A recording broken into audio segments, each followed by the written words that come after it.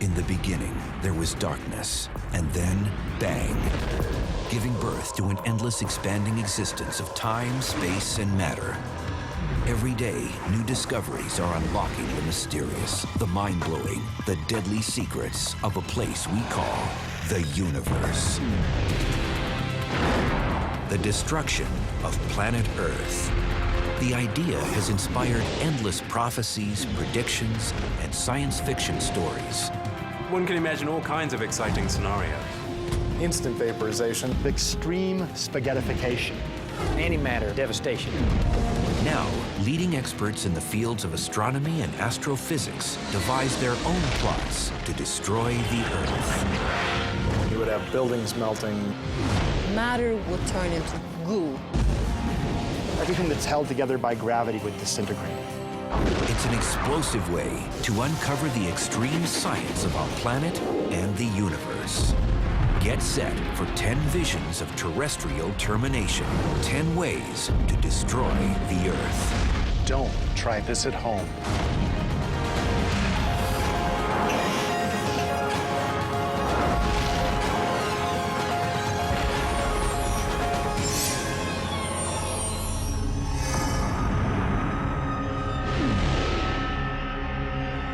Survival. It's a game our planet plays every day against an aggressive universe. But for 4.5 billion years, the sides have been evenly matched. So the game goes on. There are all kinds of things out there that could kill us, but none of them have managed it. Some threats, like hyper-intense gamma-ray bursts from distant galaxies, miss us completely. Other dangers never make it through our invisible barriers. Earth's magnetic field keeps out dangerous charged particles. The ozone layer filters ultraviolet radiation. But even though the cosmos can't figure out how to destroy the Earth, some top scientists have their own ideas, like Dr. Bruce Betts, an expert on the risks Earth faces from asteroids and other space debris. A favorite way to destroy the Earth in my more maniacal moments, I'd probably go with my roots and slam a nice-sized object into the Earth. And so our countdown to catastrophe commences with number 10, Smackdown from Space. Slamming things together. It's the monster truck rally of Earth destruction. But Betts knows that smashing the Earth isn't so easy. Nasty impacts cause destruction, but they're not very good at destroying the entire Earth, even though they may wipe out significant amounts of life, like 65 million years ago with the dinosaurs and 70% of the species on Earth. The problem? The dino-dooming asteroid just didn't have enough mass to completely destroy the planet. The asteroid was a little bigger than Mount Everest, which sounds impressive until you step back about 200 miles. If we had a globe that was actually to scale, you wouldn't be able to feel the Himalayas with the tips of your fingers. They look huge to us, but compared to the actual size of the Earth, they're like anthills. We need something at least half the size of the Earth and 1/10 as massive, heading for us at 30 miles a second. Let's try Mars. You could change Mars' orbit, throw it inwards, and lead to the doomsday impact. Even as they approach each other, their own gravities are going to pull each other together in a final death cling. As the red planet fills Earth's skies, enormous tsunamis obliterate islands and coastal cities. Then, things get very bad. If you live on the side of the planet where Mars hits, instant vaporization. The side that doesn't get hit is struck by continent-cracking earthquakes. The heat from the impact turns every forest into an inferno. Molten mountains of Earth and Mars, thrown into space, rain back down in an apocalyptic shower of destruction. An hour after impact, whatever lived on the surface of the Earth is dead.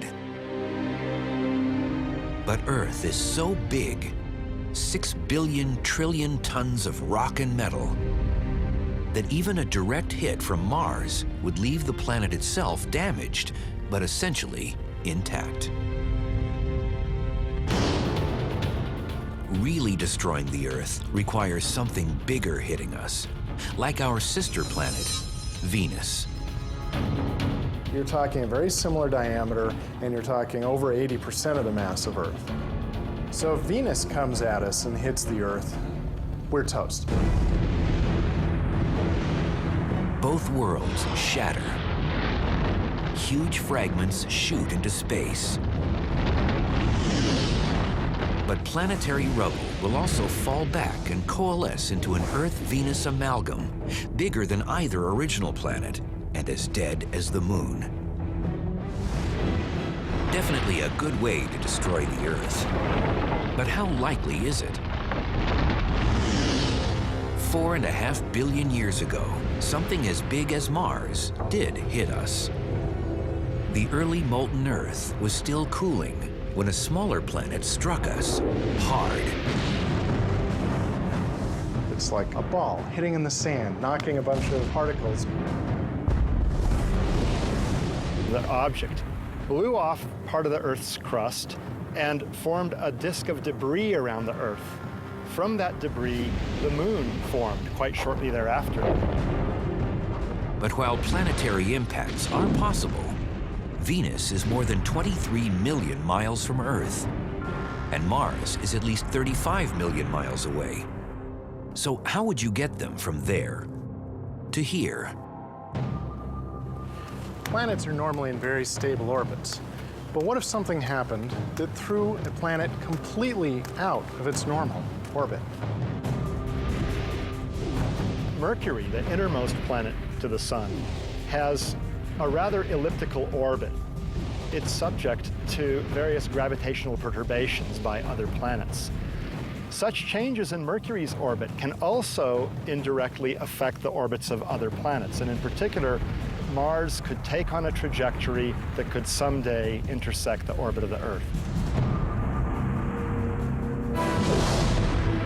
Some say the odds of a real-life Mars-Earth collision are 1% over a period of 4 billion years.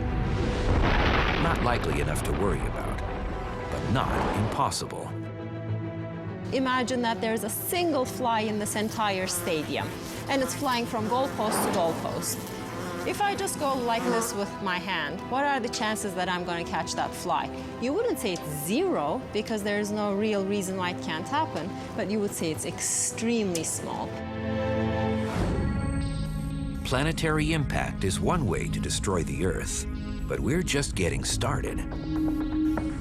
Now, if you want to have a longer, slower, more painful process, then perhaps you end up having the Earth's orbit modified somehow so that it ends up moving outwards from the Sun. Welcome to the number 9 way to destroy the Earth, the Big Freeze. Under normal circumstances, our elliptical orbit takes us 3 million miles farther from the Sun in July than in January. The reason it's warm in July north of the equator is because that's when the northern hemisphere tilts towards the Sun. If we spun the Earth away from the Sun at 3 million miles a year, the journey wouldn't be instantly fatal. If we move a little bit, we can deal with it. We wear more jackets. If we keep moving farther out, then things start to get uglier. At almost 200 million miles from the Sun, the light is only about 1/3 as bright. This would kill off most crops. The whole food chain would be broken down if the Earth were to go zooming away from the sun. And if you really play this game, if you get out at the orbit of Neptune, say, you might start freezing out most of our atmosphere. A nice day is 350 degrees below zero. Nothing survives on the icy surface. The oceans are frozen graveyards. But 2.5 miles below the surface, the water is still liquid, thanks to the heat from undersea volcanoes. Sulfur hydroxide from these hydrothermal vents will continue to feed large tube worms and other exotic forms of chemosynthetic life. Continuing heat from the Earth's core may also help humanity survive in cities below the surface. Mankind is a very resilient species, and if the Earth were spiraling out on this freezing death orbit, then I think it's very likely that we would find ways to dig in underground.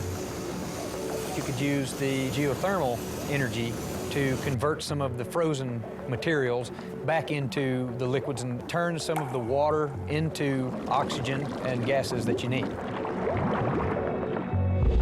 Subterranean farms might support a few million people.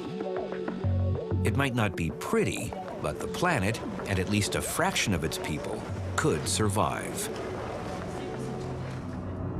But that's not the case with the number 8 way to destroy the Earth, zooming toward the sun, and the Big Burn. Imagine getting 3 million miles closer to the sun every year. The term global warming doesn't even begin to describe the situation. Liquefying polar ice caps? That's just the first few years. The sea level may rise 200 feet, but all that water is about to turn to steam.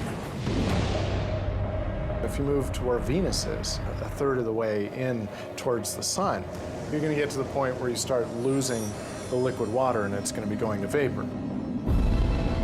You end up having a carbon dioxide atmosphere, and you have a massive greenhouse effect, and you end up with a hotter surface than you even would if you had no atmosphere. From Alaska to Australia, the average temperature is 900 degrees Fahrenheit. All complex life is dead, and the planet itself is headed for a final plunge into the nuclear heart of the sun.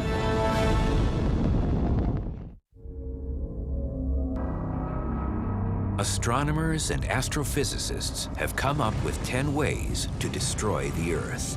And after being smashed and slowly frozen, the planet's on a death spiral into the sun in the number 8 way to destroy the Earth, the Big Burn.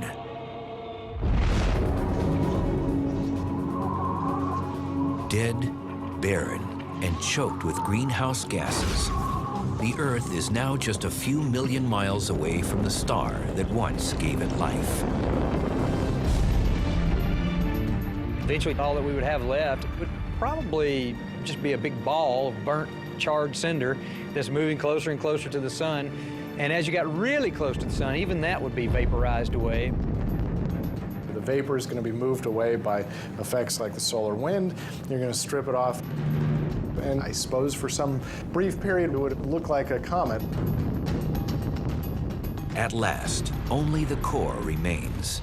A 4,300-mile wide ball of iron, nickel, and radioactive metals, as hot as the sun's surface, but 2 million times smaller.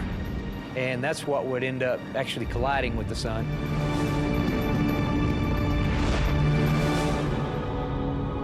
And the sun probably wouldn't even hiccup or cough. To change our orbit so fatally would probably take nothing less than a runaway sun from many light years away, disrupting the gravity of the entire solar system. The chances that a star will come by sufficiently close and do that are very, very small. But it's not inconceivable that sometime in the next few billion years that will happen. Disrupting the Earth's solar orbit means means a long, drawn-out death. But stopping its rotation would be a very violent end. That's the number 7 way to destroy the Earth, stopping the spin. If you stop the Earth, but not the objects that are standing around on the Earth, those objects would keep on going. So, for example, you would get thrown at a wall at a really high speed. The Earth is moving about 1,000 miles per hour. And if you suddenly stopped, the atmosphere wouldn't necessarily stop with it. And so instantly you would have 1,000-mile-an-hour wind everywhere on the planet at once. At the exact same time, vast amounts of built-up rotational friction would be released as tremendous heat. You would have rocks melting, you would have buildings melting. Soon, the Earth would be a dead world orbiting the sun. Our day-night cycle would be dictated by the year, the time it takes for the Earth to orbit the sun. And a day would be half a year long, and a night would be half a year long. One side would absorb the sun's heat for 6 months at a time, while the dark side would lose heat. There would be 2 seasons, bad and worse. This difference between the hot side and the cold side is going to end up creating massive wind jets streaming from one side to another, massive convection currents. From pole to pole, the shadow area between the light and dark sides would be filled with massive cyclones. As the Earth moves around the sun, the 2 12,000-mile bands of extreme weather would churn across the globe. So every 6 months, every spot on the Earth will have a cyclone season. Basically, big old hanging mess. It's a mess that's hard to engineer in reality. You might imagine it happening if something were to collide with the Earth in just the right way, in such a way that balances the tendency of the Earth to rotate and so on. That collision would have so much energy that the stopping of the Earth wouldn't be our main concern. As awful as stopping the Earth's rotation might be, it at least leaves our planet as a member of the solar system. But there are dangerous forces out in space that can remove every physical trace of Earth. Like the ultra-dense remnants of collapsed stars called black holes. A black hole's greatest area of danger is its event horizon, a gravitational point of no return. If something is crossing it, there is no way that it can go back out. It sucks the space-time around it towards itself, so that matter just present in that space-time also gets sucked into the black hole. A typical stellar mass black hole weighs in at around 5 to 10 times the mass of the Sun. Putting something like that next to the Earth would certainly destroy the planet. But let's make it more interesting. What if the Earth were between 2 black holes? With 2 black holes, you'd have double the fun. And that's the number 6 way to destroy the Earth, torn between 2 black holes. One of the black holes would pull on the near side of the Earth more than on the center, stretching it out. It would also pull on the center more than on the far side, stretching it out as well. The other oppositely directed black hole would do the same thing. The black holes wrench the Earth's crust, lifting tectonic plates and distorting the semi-solid lithosphere below.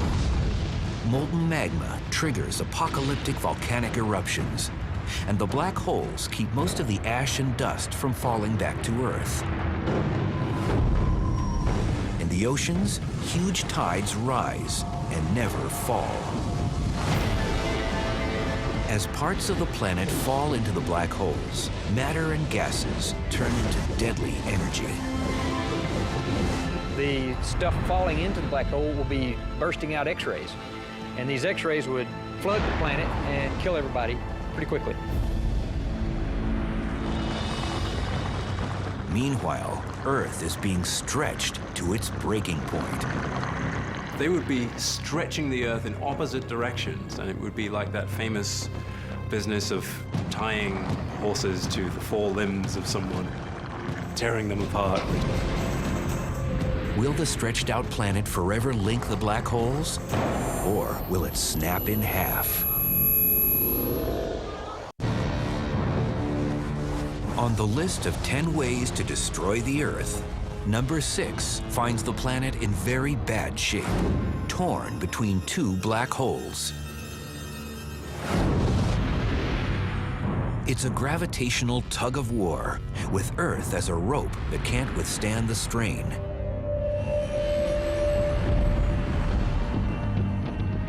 You would have a case of extreme spaghettification.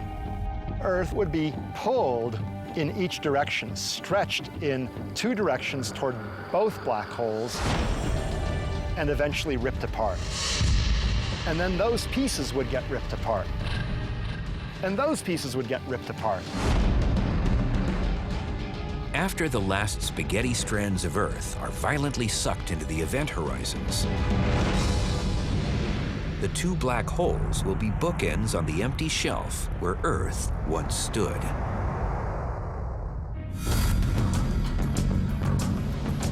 It's comforting to know that the odds of being stretched between two black holes are slim to none. But physicist and science fiction author Travis Taylor, who's written several books on real and imaginary threats from outer space, has another idea involving destructive black holes. If I wanted to destroy the Earth, my favorite is that we trap a black hole in the core and eat the Earth away. So I would like to be on a spaceship way away to watch it collapse on itself. And that's the number 5 way to destroy the Earth: devoured from within. A stellar mass black hole would do the job quickly. But there are other intriguing possibilities. So, what else can we think of? Well, maybe the black hole is the size of my earring. A black hole that size would have the same mass as the Earth itself. Let's take the miniature black hole and drop it through the North Pole.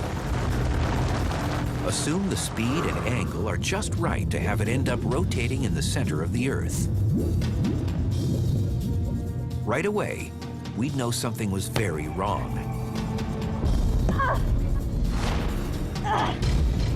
If you have somehow managed to get an Earth mass black hole at the center of the Earth, then on the surface of the Earth, we would suddenly feel twice the effect of gravity. All of a sudden, a ball would drop much faster. All of us are going to start hunching down. While all living things struggle helplessly, the miniature black hole is sucking in matter.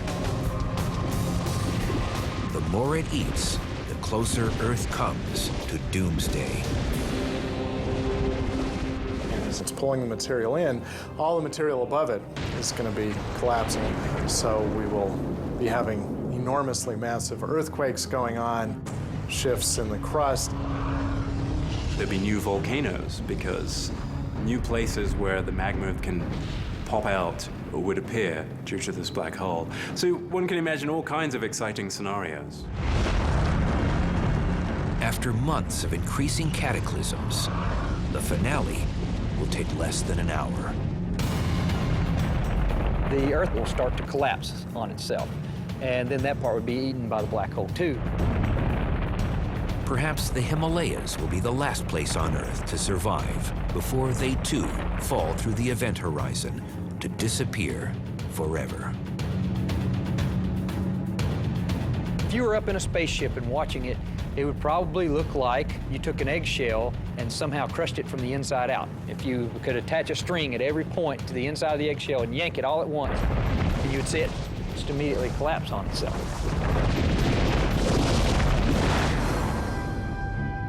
All that would remain is the black hole. The mass of the Earth would just exist now inside that black hole.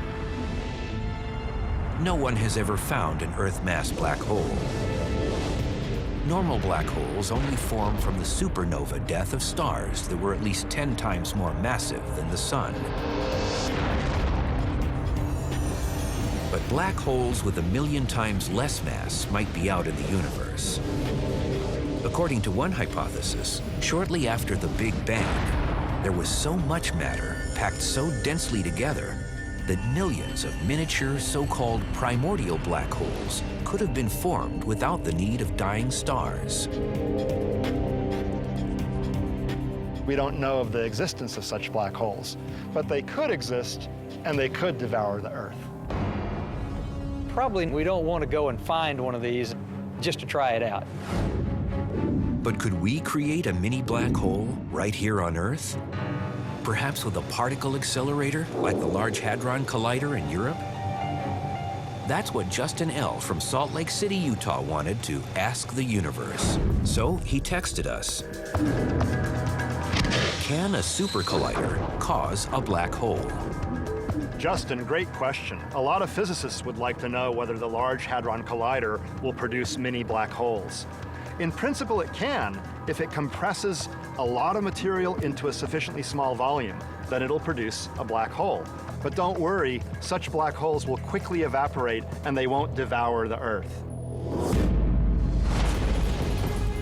In space, the destructive power of black holes comes from their irresistible gravity. But a lack of gravity could be even more dangerous for the Earth. That's what intrigues astronomer Alex Filipenko, whose groundbreaking studies of dark energy and the acceleration of the universe have inspired his own vision of doom. Perhaps my favorite way to destroy the Earth is through a disruption of what we call gravity. And that's the number 4 way to destroy the Earth. Turn off the gravity. Everything we do depends on a balanced relationship with gravity. But what if gravity decided to end the relationship? Without gravity, what goes up will never come down. Airplanes will never land. Trees are rooted to the ground until the ground comes apart. And all that is just a warm-up for the real disaster to come. Earth itself would begin to break apart, piece by piece. It seems impossible. But could gravity really be switched off? Incredibly, the answer is possibly. In the future, gravity may cease to exist.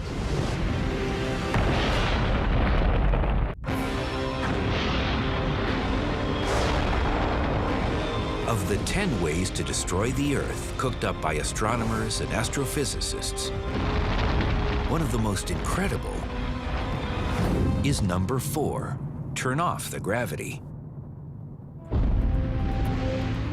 Today, gravity is one of 4 basic forces. Along with electromagnetism, the strong nuclear force that holds atomic nuclei together, and the weak nuclear force that's the source of radioactivity. But at the time of the Big Bang, instead of 4 fundamental forces, there may have only been 2. When the universe was a tiny fraction of a second old, the strong nuclear force was unified with what's called the electroweak force, an amalgam of electromagnetism and the weak nuclear force. That united superforce may have created a super energy that could have caused an almost instantaneous expansion of the universe, called inflation. It became monstrously big in a very short amount of time. But in a minuscule fraction of a second after the Big Bang, inflation stopped as the forces broke up. The strong nuclear force split apart from the electroweak force, becoming 2 different manifestations of this previously unified force. If a seemingly unified force could split in 2, can it happen again with gravity? This terrifying possibility can be represented with a simple coin. A quarter has two faces, but if you impart energy to the coin by spinning it, the two faces seem to merge. You see neither heads nor tails distinctly. Now, eventually, that quarter loses energy and it lands either heads or tails. Two distinct outcomes, neither of which look like the spherically symmetric spinning quarter. In the same way, the symmetric gravity right now could someday split into two different aspects.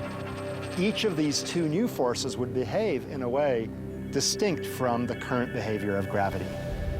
Everything that's held together by gravity would disintegrate. And that would spell doom for us on Earth.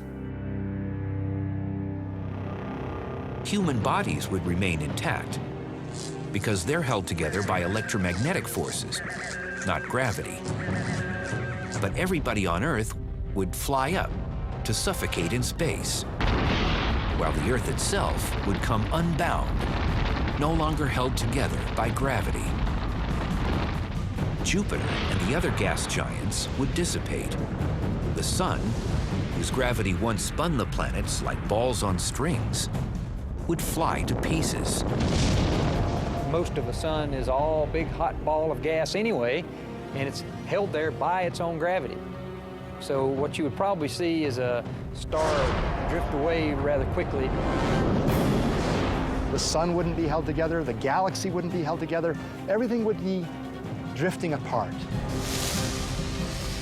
The Earth would be just random particles in a small corner of a universe of cosmic dust. That would be a pretty amazing ending. Of course, there is another way to take the Earth apart. Blow it up. Easy? Of course not. But there is a way. Create an antimatter devastation bomb of some sort. That's the number 3 way to destroy the Earth. Antimatter annihilation. And it's the first choice of astrophysicist Clifford Johnson. The antimatter idea just has a certain beauty to it. It's just the sheer terrible beauty of a really dramatic explosion from the inside.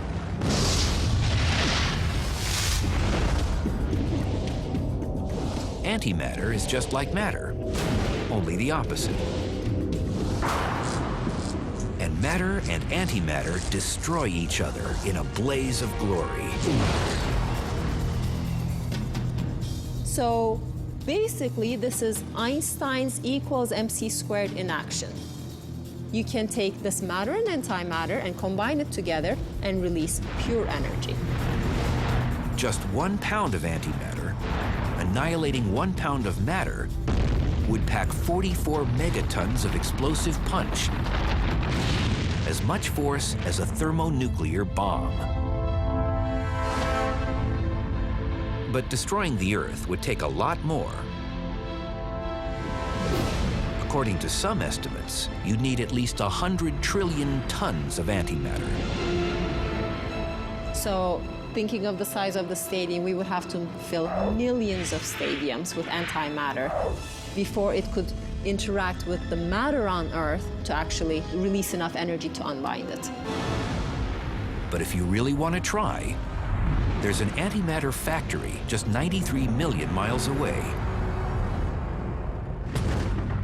When enough magnetic energy builds up in the nuclear furnace of the sun, it's released in an explosive solar flare. A big flare can generate as much as 2 pounds of antimatter. Contact with matter destroys the antimatter almost instantaneously, but there are ways of containing it.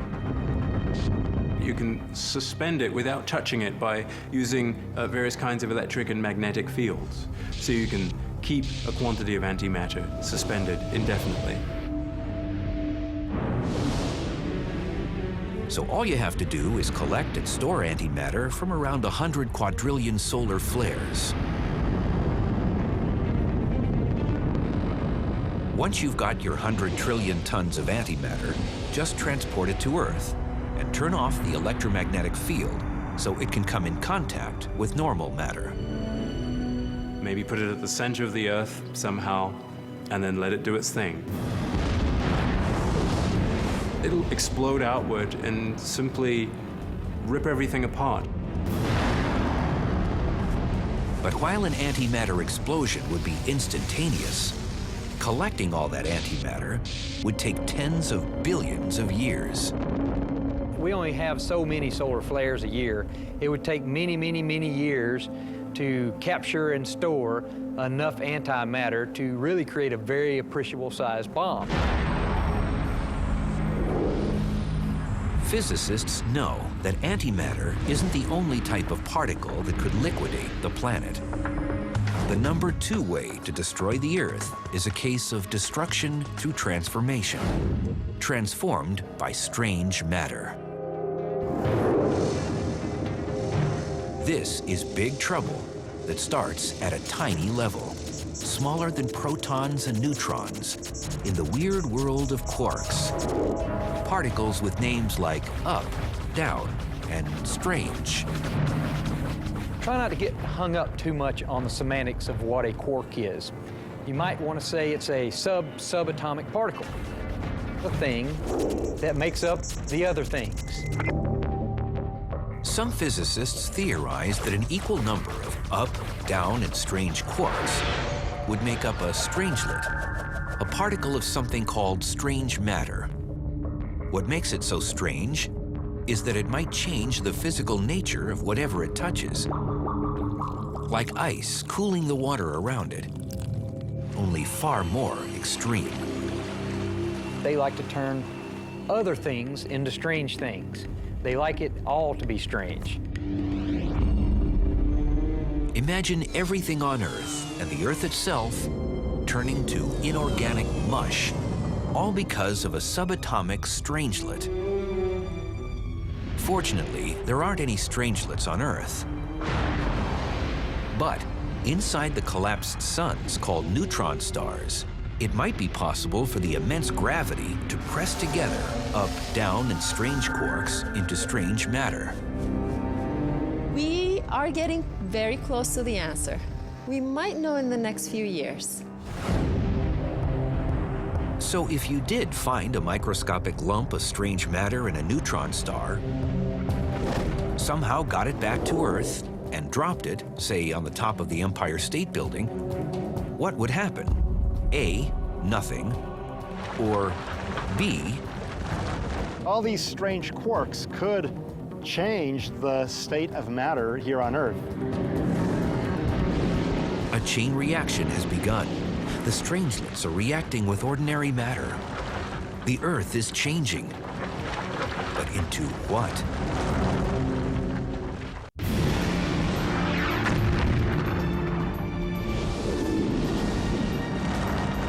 On the list of 10 ways to destroy the Earth, number 2 is perhaps the strangest of all. Transformed by strange matter. If you wanted to convert the entire planet into a big bunch of strange quarks, all you would need to do is put a few strange quarks here and there, then the Earth would start turning itself strange. Even more strange than it is. Strange matter, a lump of quark material called strangelets, has been let loose on Earth. And an astonishing event happens. The first thing it touches turns to strange matter. Then the next thing. Pretty soon, you would be a strange version of yourself. Even when we look at subatomic levels, just at the nucleus, there is a well-defined structure. We can tell apart protons and neutrons, etc. But if you lost that structure, then matter would lose the shape that we know of. The unique orbits and numbers of particles that make up the individual elements now form an undifferentiated mass. everything becomes the same strange matter, from atomic nuclei to monuments and mountains. And whatever is alive dies. And once it starts, this transition would be fairly rapid. It would be like dissolving something into one huge glob of matter. It would turn into just this goo, this soup of quarks. You could end up converting the entire Earth into one big piece of strange matter.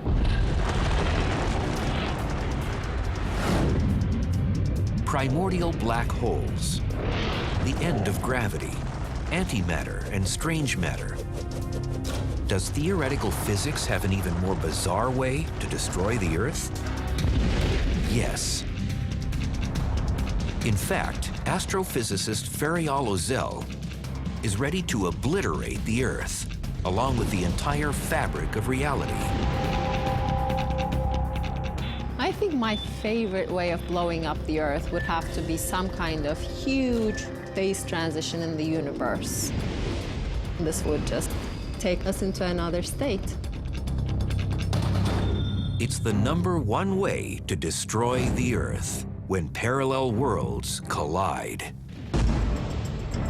It starts with another science fiction staple that many physicists now take seriously: the existence of other universes. It's possible that there are Earths in other universes. Think of our universe as a two-dimensional sheet which exists here, and moving around in the sheet is like moving around in our 3 spatial dimensions. But then you can move in this other direction, which is sort of off the sheet. And there's another sheet there, and that would be a different universe. Our universe would be just like that one, perhaps, or maybe slightly different. But it's very important to realize that we shouldn't have these two things collide into each other. Imagine that our universe is a piece of paper, like this. Then a nearby universe would be this piece of paper. Now, if the two pieces of paper were to collide, you could hear that energy. Now imagine 2 sheets of paper the size of a universe colliding. How much energy would be imparted at a collision like that? If we somehow did make contact with a parallel universe, it could be the last thing we'd ever know. It would not just destroy planets, it would destroy solar systems, galaxies, clusters of galaxies. It would destroy everything. It would be the end of this current universe. But is it possible that the end of everything is the beginning of everything else? If one Big Bang created our universe, then another Big Bang could start the whole thing over again. It might create another universe. And maybe this most incredible of doomsday scenarios is the only one that's already happened. The Big Bang came from the collision of such a pair of universes, perhaps. So maybe it's going to happen again. And if it does, then after about 10 billion years, Maybe there would be another Earth in another universe. we've seen the Earth destroyed by sudden impact, bitter cold, and vaporizing heat. It's been stopped in its rotation, transformed by strange matter, spaghettified and swallowed by black holes, disintegrated and blown up. At least in theory. In reality, the odds are that the world will keep spinning for billions of years. But there is so much in the universe we can neither know nor predict. A whole new Earth in a whole new universe. That could be a totally different place, even with different physical laws. That means we get to think of 10 new ways to destroy the Earth.